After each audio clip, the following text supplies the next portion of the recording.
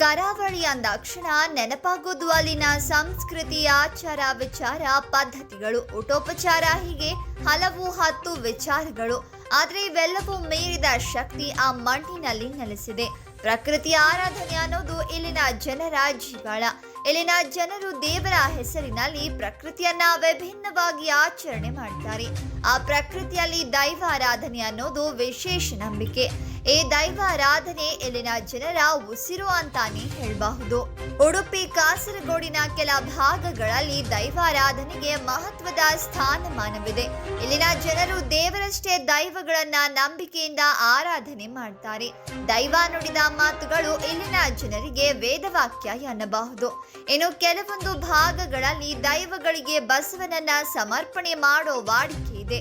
ದೇವರಿಗೆ ಪ್ರಾಣಿಗಳನ್ನ ಸಮರ್ಪಿಸಿದಂತೆ ಅವಿಭಜಿತ ಉಡುಪಿ ದಕ್ಷಿಣ ಕನ್ನಡ ಜಿಲ್ಲೆಯಲ್ಲಿ ದೈವಗಳಿಗೆ ಬಸವನನ್ನ ಸಮರ್ಪಣೆ ಮಾಡಲಾಗುತ್ತೆ. ಈ ಬಸವನನ್ನ ಸಾಕಲೆಂದು ಕೆಲವೊಂದು ಮನೆತನಗಳಿರುತ್ತೆ. ಅಲ್ಲಿನ ಜನರು ಅದಕ್ಕೆ ಬೇಕಾದ ಆಹಾರಗಳನ್ನ ನೀಡ್ತಾರೆ. ಇನ್ನು ಕೆಲವು ಕಡೆಗಳಲ್ಲಿ ದೈವಕ್ಕೆ ಬಿಟ್ಟ ಬಸವ ಆ ದೇವಸ್ಥಾನವಿರೋ ಊರಿನಲ್ಲಿ ಸುತ್ತಾಡಿಕೊಂಡಿರತ್ತೆ. ಆದ್ರೆ ಈ ದೇವಸ್ಥಾನದ ಜಾತ್ರೆ ಅಥವಾ ದೈವಾರಾಧನೆಯ ಸಂದರ್ಭದಲ್ಲಿ ಎಲ್ಲಿದ್ರೂ ಸಹ ಆ ಬಸವ ಸ್ಥಳಕ್ಕೆ ಬರುತ್ತೆ. ಇದು ಈ ಮಣ್ಣಿನ ಪವಾಡಕ್ಕೆ ಮತ್ತೊಂದು ಸಾಕ್ಷಿ ಎನ್ನಬಹುದು. ಇದೀಗ ಇಲ್ಲಿ ತೋರಿಸ್ತಾ ಇರೋ ವಿಡಿಯೋವನ್ನ ಕಣ್ತುಂಬ ನೀವು ನೋಡಬಹುದು. ಇದು ಪಜೀರು ಶ್ರೀ ಅರಸು ಮುಂಡಿತ್ತಾಯ ದೇವಸ್ಥಾನದ ದೃಶ್ಯ. ದೈವದ ಭಂಡಾರ ಕೋಡಿಯಡಿ ಏರ್ತಾ ಇದ್ದಂತೆ ಅಲ್ಲಿಯ ಬಸವನಿಗೆ ದೈವದ ಆವೇಶವಾಗಿದೆ. ಕಡೆಗೆ ದೈವದ ತೀರ್ಥವನ್ನ ಬಸವನ ಮೇಲೆ ಪ್ರೋಕ್ಷಣೆ ಮಾಡ್ತಾ ಇದ್ದಂತೆ ಸಾಮಾನ್ಯ ಸ್ಥಿತಿಗೆ ಅದು ಮರಳಿದೆ.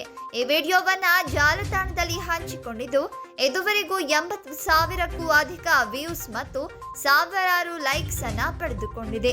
ಈ ಬಗ್ಗೆ ನಿಮ್ಮ ಅನಿಸಿಕೆ, ಅಭಿಪ್ರಾಯಗಳನ್ನ, ಈ ಅಪರೂಪದ ಘಟನೆ ಬಗ್ಗೆ ನಿಮ್ಮ ಅನಿಸಿಕೆಗಳನ್ನ ಕಾಮೆಂಟ್ ಮಾಡಿ. ಹಾಗೆ ಈ ವಿಡಿಯೋವನ್ನ ಲೈಕ್ ಮಾಡಿ, ಶೇರ್ ಮಾಡಿ ಮತ್ತು ಇದೇ ರೀತಿಯ ಇನ್ನಷ್ಟು ಇಂಟ್ರೆಸ್ಟಿಂಗ್ ನ್ಯೂಸ್ಗಾಗಿ ನಮ್ಮ ಚಾನೆಲ್ ಅನ್ನ ಸಬ್ಸ್ಕ್ರೈಬ್ ಮಾಡಿ.